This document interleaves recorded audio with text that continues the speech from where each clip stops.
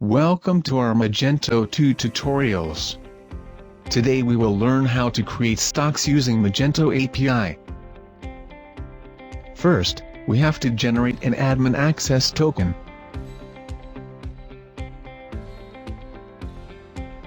Enter the admin username and password. Create a new post request with this endpoint.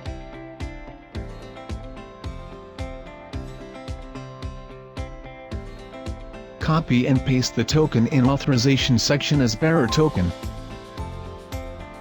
While creating a new stock, these information will be needed. I will leave the sample code in the description.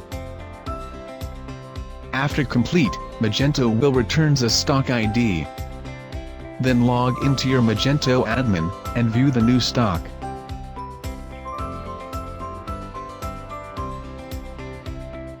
As you can see, new stock has been successfully created.